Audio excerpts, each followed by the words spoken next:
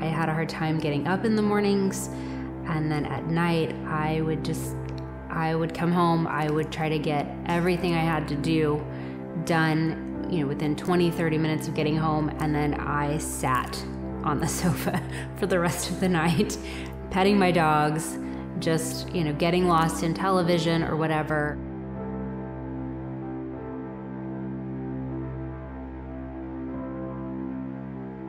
Most everyone around us thought that we were already extremely healthy. Chad worked out all the time. I gave the appearance that I worked out all the time. Wasn't actually true. I ate really, really well in my own mind.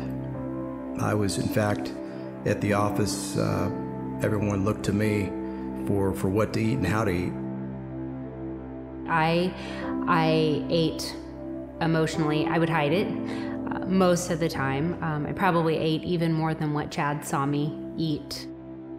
I felt like people were looking at me, and then I also felt like I was invisible, or I didn't like the way my thighs rubbed together or whatever. I didn't really want people to see me much, and so because of that, nobody really noticed that I was struggling. I'd push through, and we'd have days where things were really going well, but then challenges would come up, and I wouldn't navigate those challenges as well because of the way I was feeling. I felt like I was in a downward spiral, and so I didn't have an answer. And you try to muster up enough energy to get through the day, and you end up just going backwards, almost in a depression, really.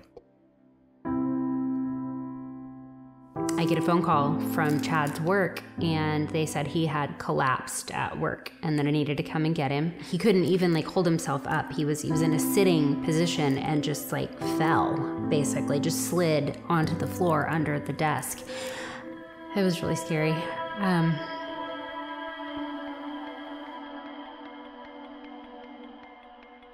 He gets out of there, and we do still nothing. They can't find anything. All of his tests that they run in the hospital are good. And then I find out that Chad tells the emergency room physician that he has already made an appointment with Dr. Michelle Neal Sherwood because he's been feeling bad. And he made the appointment a month before that, but he never told me that. So I was mad at him for not ever telling me. But then, here I'm terrified because they're not able to find out what's wrong with him. So I remember walking into FMI, and we had taken blood work, and it was our first time to meet with Dr. Michelle. And I remember she took about 45 minutes with us, went over all the things that were going on with me, was very compassionate, but very educational as well, and just helped us to understand that I was dealing with some serious things. Basically, I was pre-diabetic. I remember she said that my blood was like sludge. I'll never forget that. It was a hard day when we got that news. I think it was harder on my wife than it was on me. But then at the very end, she looked at me, Dr. Michelle looked me in the face, and she said, "Is there anything on your heart that you want to share that you're concerned about for your husband's health?" And there was. So after I got over the shock of having somebody actually care what was concerning me about my husband's health, I told her I was concerned about his sleep. So at the conclusion of our first visit with Dr. Michelle, she had communicated to us that she felt like the next step for us to really get this turned around was to meet with her husband, Dr. Mark, who is a specialist in nutrition. As we began to implement these dietary changes in our lives, I didn't have to get on any medications, no statins, no blood pressure medication.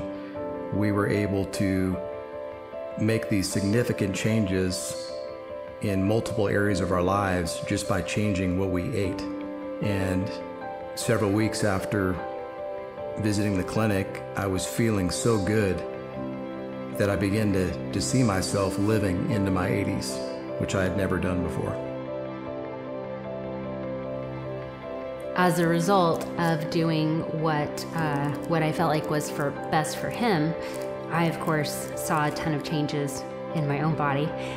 Within a few weeks, I lost probably 2 or 3 sizes in my clothes and began to feel a lot better.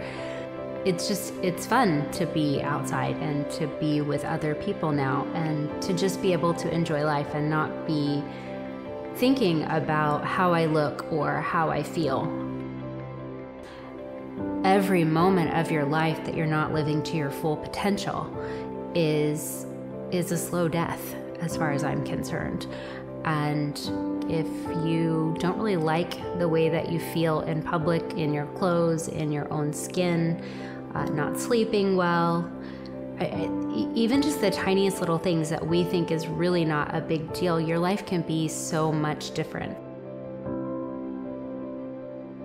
It's so awesome, this journey that Melissa and I have been on. We did it together, and I'd encourage anyone that comes into the clinic, if you have a significant other, to join them in the effort to make changes in your life.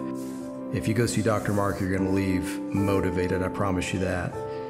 And I tell all my friends, listen, if you'll just do what they tell you to do, you're guaranteed to get results.